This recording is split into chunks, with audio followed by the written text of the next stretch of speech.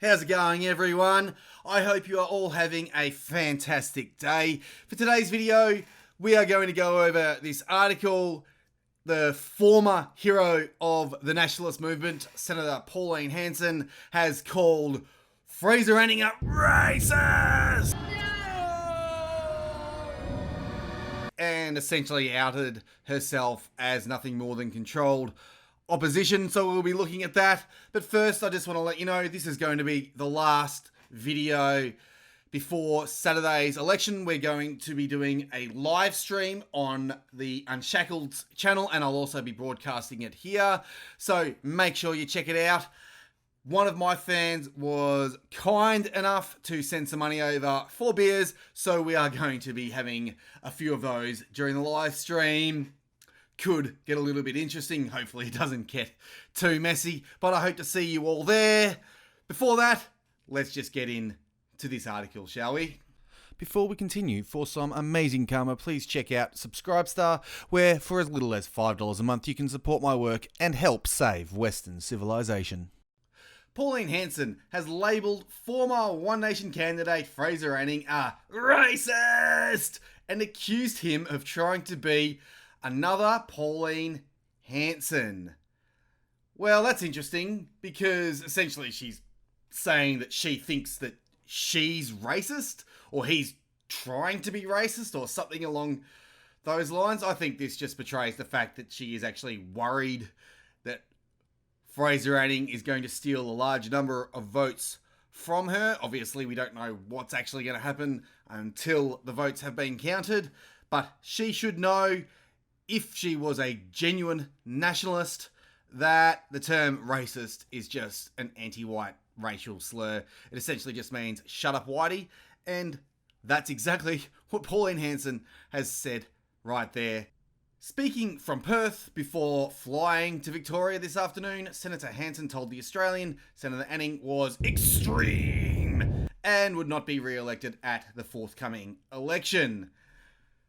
If you're familiar with my content, you would know that Fraser Anning's policies are in fact quite in line with those of former Prime Minister Sir Robert Menzies, who is Australia's longest serving Prime Minister. As long as we possibly can, we ought to aim at having a homogeneous population. And the founder of none other than the Liberal Party. So if you think Senator Anning's views and policies are quote-unquote extreme, well, that means you're essentially saying that the guy who founded the Liberal Party is extreme, which, if you've got more than half a brain, should tell you that it's not Anning that's extreme, it's actually everyone else who is now on the extreme left.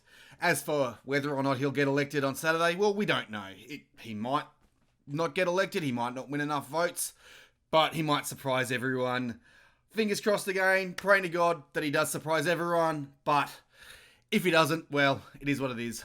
So Pauline Hanson said, people throw the word racist around too freely. They don't know what they're talking about. But when you actually target a person based on their skin colour, that is racist! Because that means you believe your race to be superior to them. Where do we start with this? As I already mentioned, the term racist is just an anti-white racial slur. She is essentially saying Fraser Anning needs to stop talking because he's white and he's advocating for the interests of white people. Fraser Anning, yes, he's saying that he wants Australia to remain a demographically majority white country. Do any whites actually want to become a minority in our own countries? Go and ask them. Have any of the major party politicians asked them? Has Pauline Hanson asked whites if they want to become minorities in their own country? I don't think they have. Fraser Anning has offered people the chance to have a vote on that, but all the major parties, including, and also, I should say, Pauline Hanson, voted against it. What does that tell you about Senator Pauline Hanson and where she actually stands?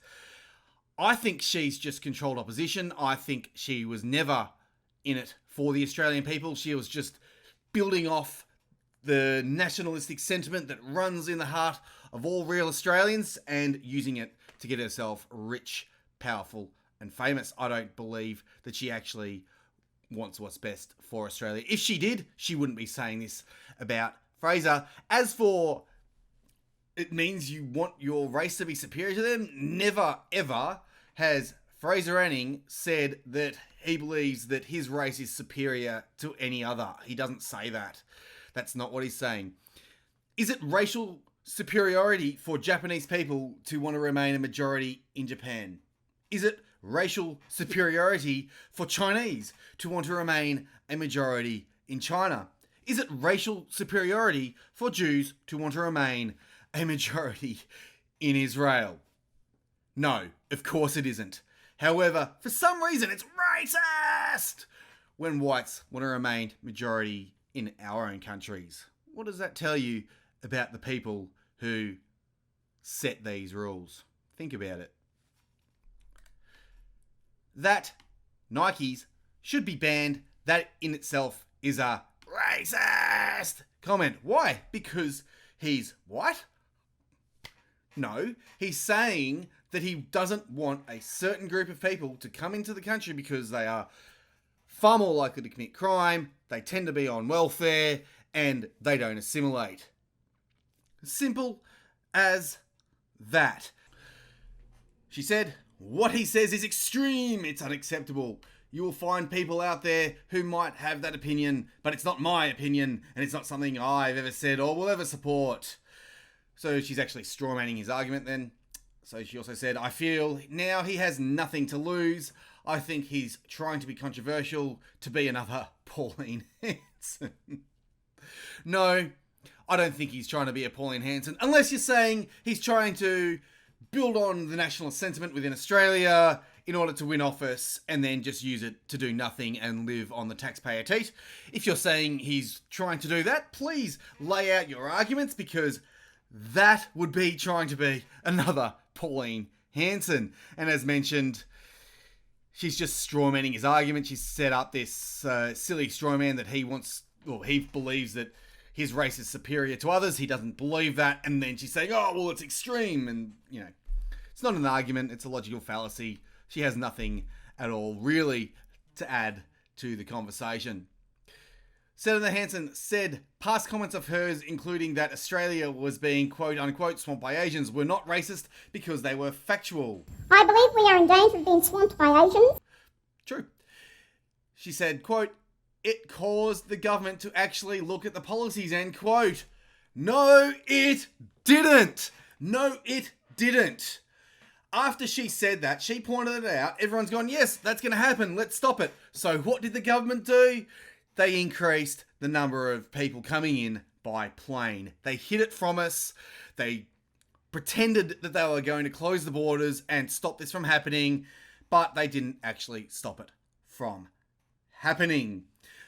All Senator Hanson has done here is essentially admit that her job was to point out the problem so that people would think that we were going to resolve it, only for the government to pull the rug out from under us without us ever being warned and go ahead and do what they were going to do anyway. In response, Senator Anning questioned why he would try to emulate Senator Hanson, who he said had lost her way. He said, quote, unlike Pauline, I would never preference Labor anywhere over a conservative party like mine, nor would I backtrack on Muslim immigration or endorse a Muslim candidate.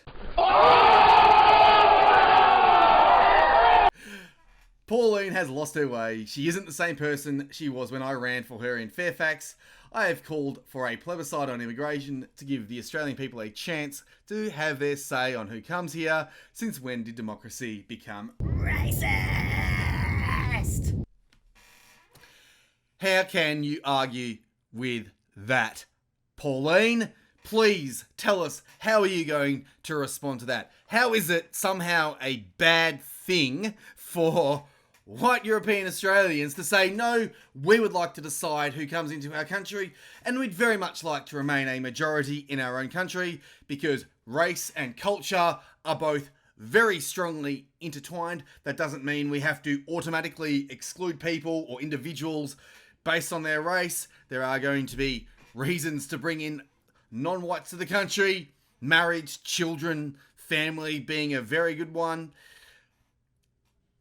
That doesn't mean we are somehow bad people if we want to have a policy that keeps white, European, predominantly Anglo-Celts, the majority in our own country. And in fact, saying otherwise, once again, makes you an anti-white, hate-filled bigot.